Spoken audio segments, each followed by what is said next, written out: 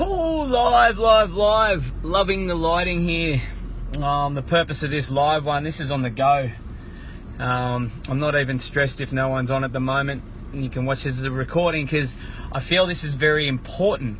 Like, as you can see, it's getting dark now, and like, I've just been to the gym this afternoon, totally different than what I do. I usually go outside for a run or a bit of a hill climb or something like that. But as you can probably tell by my voice, it haven't been the best today, but I push on. And like I say, it's getting dark now, which is really ironic because this time of the night I used to be driving home from work, or like it's 6:05 here on the east coast of Australia, and I used to be like either lining up in traffic, getting ready to go through traffic and mentally preparing myself in whatever way possible, because I knew I had either an hour and a half drive home, and it was just so random and so stressful really, because going to a job where I'd had enough, had stress built up flat out, I'd never unloaded with it, and then to go in my car and sit in traffic on the way home.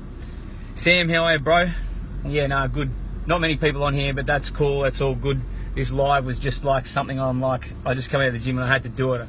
It's just something that goes on my mind when I do look back, and I talk about stories of my past and that, to give you guys the lessons that I've learned. And like a big one I think of now, and where I'm basing my life like not around my work, it's the other way around. I'm planning like my work to fit into my life. And oh goodness, I remember the day sitting in traffic, and that was madness. In the morning you'd have to leave half an hour earlier, you get to work, go to a job you didn't like, around people that probably didn't want to be around you, and you didn't want to be around them that much. And I go back to them times and like, how many hours did I spend in traffic stressing out? But the thing was, go home after that drive, what it was, eat shit on the way home, get home, be cranky as, go to bed, cranky as, like, fuck this, fuck that, work sucks, but nothing else. There was no finish to the day where I had an empty out, or I could talk to anyone to get anything off my chest, nothing to clear my mind, really. And then I'd go do it all over again. Go to work, cranky in the morning, go have my bacon and egg sandwiches and bloody Red Bulls or whatever for breakfast, and into work again, angry, cranky, not happy, no achievements, I got a lot done, I got heaps of work done, but no one wanted to be around me, and I was never really interested in it. And then same again. Get to the end of the day, like, even if I had a really good day at work and got a lot done, I'd be like, holy shit, here we go again. Here's this shitty drive home. And I don't know if you've been around the suburbs of Melbourne, and I was in the western suburbs, and like some of that out there was the Western Ring Road, and that was crazy. And that was not a good place. Like, I was not at a good place then in my mind. There was no system for what I'd done. There was no change, but I had all these options. I never wanted to do it. I was stuck in the problem. I was stuck in the job because I was too afraid to get out of that comfort zone and look for something else. I'm like, maybe I'll leave later, go through the traffic. So I don't know how many of you guys who watch the recording of this, there's only a couple of years on now, which is cool, but how many of you guys are sitting in traffic? You're sitting in there now, or you've got that long drive home. You might have had to stretch out further to get more work away from where you live. And you just sit there and you're like, God, there's got to be something else. There's got to be something else, but you never ever go for that opportunity. You never take that opportunity. And why is that? I know why it is. I know, I've lived it. I put myself back in it not so long ago, very briefly, but because I learned my lesson. I'm like, no way, this is not for me. And it's because you don't know the steps to get out of it. You might see something, you might hear of friends doing something, but you're either too afraid to ask because you're afraid of being judged. Like someone, like they might be doing something totally new, and what you'll do, even though you want a piece of it or you want to know because you're hating like that life you're living where you're just a robot in a job you don't like, or in a job that's stressing you out, you see them doing it, and what you'll do instead of asking and like, this is pretty cool, you'll be like, nah, that's not for me. No, that's no good. There's got to be a catch. There's got to be something wrong with it. It can't be right. And I get this all the time now. People are like, they don't ask what I'm doing, they assume and judge. I actually laugh at it now.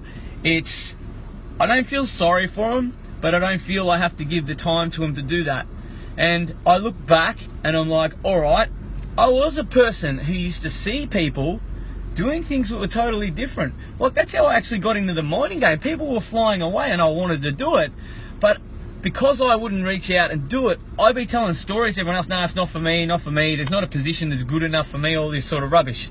It's because I was out of my comfort zone. The money wasn't that good, it wasn't. I went there and worked for 6.5 years or whatever it was and made awesome money. That's another story, but it was the same thing. I was stuck there because I didn't want to get out of my comfort zone. Same as when I left that industry. I seen these people doing awesome things, and what happened was, and so many people out there are like this now, you're in pain, you're like, that's when you get motivated to do something different. You've got stresses at home, you're driving home, you've got to face your missus or your partner and your kids and all that, and you're like, I don't want to deal with this, I've had work, I've had that. You can relieve that, people, you can relieve that. You can, Thomas Heller, yeah, too right, absolutely. Everything's out of comfort zone and there's so many different things, but this is a massive one because this causes so much stress in relationships in the world. And the reason I got out and changed because I was in pain, not physical pain that you could see from the exterior. In here, I was just hurting so bad because I couldn't enjoy myself. And I went back into that life. I thought that was the solution, back into my comfort zone. From one, back into it, and what happens then? I nearly lost it. Because it was so draining. It was like deja vu. I'm like, why have you gone back in here? I know why, because it was in my comfort zone. But see, because I'd been working on my mindset, because I'd already reached out to these other people, they were very aware of it, and they were aware of my energy, and I was aware of my energy. So I'm like, that's not for me. Back out here, these guys have got the solution, these guys have got the steps. I'm just gonna dig into them steps. I'm gonna take them steps. And so many people, like I say, if you are driving home now, if you're watching this later and you're driving home, even if you're on your way to work tomorrow and you get to watch this, you're going in there and you're like, here we go again. I want to get out. I want to get out. What do I do? Why do I keep going to work? Ask that question to yourselves. Why do I keep doing this? What is the result I'm looking for? Why do I keep going? Just to pay bills? So you focus on the bills? I'm going to work to pay my bills. Going to work to send my kids to school. That's awesome. That's cool. But what's after that? What's thereafter? What's for you? You are important in this situation. So you've got to get out of that comfort zone. You've really got to take things, you've got to take them into your own hands. Especially if you're the provider for your family. You've got to be there thereafter. Send your kids to school, look after your kids, and it's awesome in the world that you see so much of that, but so many people stress out doing it. So many people don't look for other ways because they don't know the steps. They might see someone else take the steps, but then they don't want to do something different. Do what you've always done, you'll get what you've always got.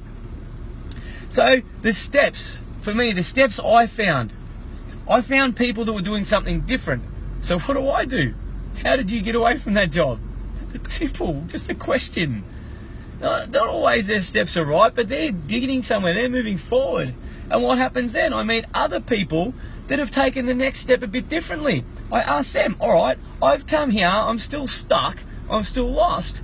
What did you do to go from here to there? What did you do that was so different to what you were doing before? Ask the question. Then what happens next? What do we got? We've got a message coming through there. That's all right. I'll get back to that, Doug. But cool things with live. I love live. But you ask the people that are taking them steps. But see, this is what I've been able to take on board now. To be able to coach people and talk people, and I ain't like calling it coach, mentor people away from this. Give them my steps that I use. And a lot of it was asking the right questions. A lot of it was asking the right people. And what do I mean by the right people? The right people are doing it. The right people are living that life. Instead of judging them for what they're doing because it's different, you ask them. You ask them. If they're rude to you, ask someone else. There's so many people doing so many different things. And this sort of leads me to where I am now. I've got these steps. I know these steps.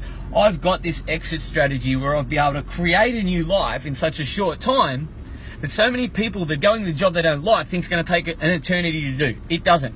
That's what I'm here to tell you. It does not. So if you are sitting there now, you're thinking, all right, what are the steps? What are the steps? He's talking about steps. I don't like this life. I'm not getting anywhere. I'm just existing. Easy. Find a tribe. Find a group of people that are doing what you want to do. Ask them, what are you doing? What's this all about? Ask them. Get involved with what they're doing. If it's a group on Facebook, social media is massive for this now, and I love it. It has changed my life. Some of you might sit there and judge, Facebook, whatever. It is huge because you get into these environments, you get into these closed tribes, you learn from these people, you get involved in what they're doing. And usually what happens then, they want you to go with them, they want you to grow, so you follow their steps. Accountability, get involved.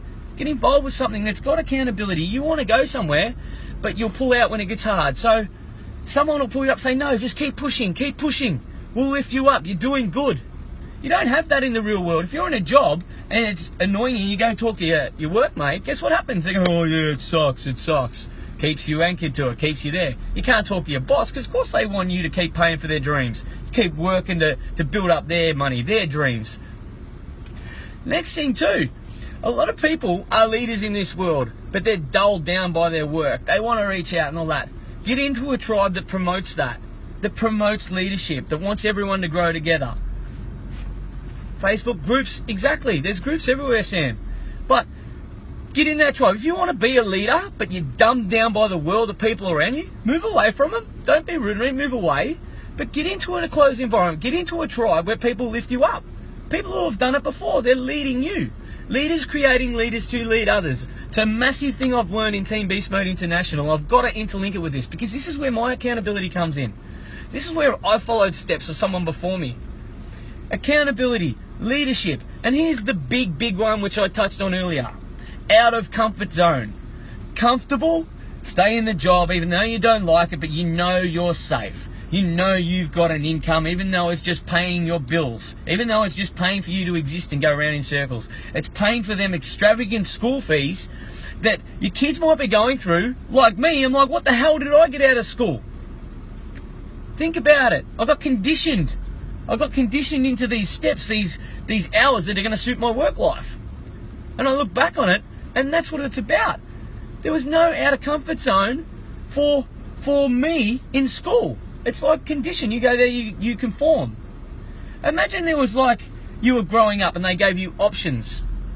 Options. Do you want to go to school or do you want to just follow the path that you feel true to? Imagine that. That's a whole other topic. I don't even know how I got into that. But this is how big I am on this. And like I say, if you want to be a leader, you're not going to be a leader if you're always hiding in your comfort zone, if you're always pulling back. That's never going to happen. You're going to be a follower. If you want to be a follower, that's cool. But if you want to grow, if you want to follow steps of people who are doing amazing things around you and you don't know how they've done it, get into these tribes, get into these groups. That's what I've done. And so much so that now I talk about being a leader, I've stepped up and I've created my own. Accountability, leadership. I'm huge on leadership. I am a leader. And I want to lead others out of this darkness and pain. Lead others out of their 9-to-5s. Lead others out of that merry-go-round life that they're just existing in. Nobody should have to be in pain to be motivated. Nobody. Why should we go to pain, like I did over and over, to be motivated to do something different? It's a waste of energy. It stresses you out. It stresses other people around you out.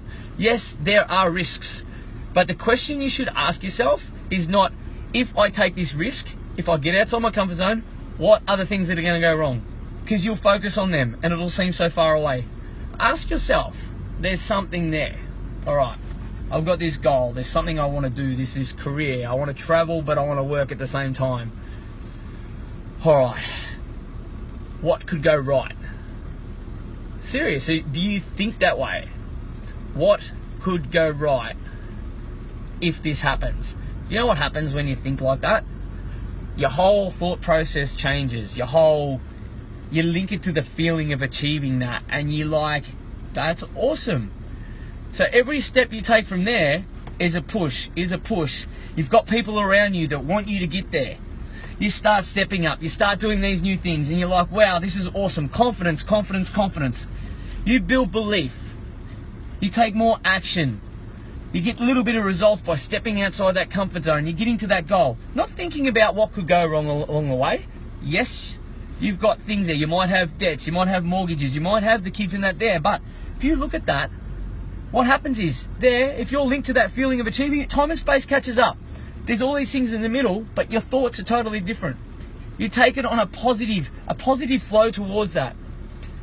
So like I say, don't be in that traffic. Don't be sitting there every night with every bloody excuse under the sun why you cannot leave your job. They're excuses. We can always focus on our problems. Don't be motivated in that pain, that time you lose it, that time when you crack it and you have to drive away from work and throw it in anyway. How many people quit a job because they don't like it, but then they go find the same job, something similar for someone else? That's everywhere. Instead of, all right, what do I actually want to do? Yes, it might be a sideways step. Yes, it might be a backward step, but the result of getting that and getting to where I want to be is far greater than taking these pain points to do it. Oh, I had intended to talk for 5 minutes tonight because this is something I'm passionate about. I've got Steve Mack's Better Way, a tribe that so many of you are in now, and I am so grateful for. But I can teach you anything. I can talk about my past, everything. But now I've got the steps. I have the steps that I have used, and I've created my own VIP tribe. The way I teach the steps, I teach you how to get outside your comfort zone. I teach you leadership. I let you lead yourself by going outside of your comfort zone. Accountability is massive. We hit a brick wall in life, we hit a challenge, so many of us do that, and we do that, and we start again. The accountability is there, not only from myself, from the other fantastic, amazing people in my tribe who are taking steps already. Outside of comfort zone. There are so many things you can push outside your comfort zone. I've created a protected environment to push outside your comfort zone and grow until you build that confidence to be able to do that yourself. And then what happens then? You lead others. It's awesome. This has been my live feed. I've got to rock and roll. It's getting really dark. You shouldn't be driving home from work in the dark. You should not be. Not unless you love what you're doing and you're taking excitement home to your family because you're chasing your dreams. I'm Steve Mack. There are better ways. I'm going to bang a link down below, and when I share it tonight, live, love it. When I share this later, link down below, jump into Steve Mack's VIP. There are steps, they're there, they're exciting. Have a good night, people. See you later.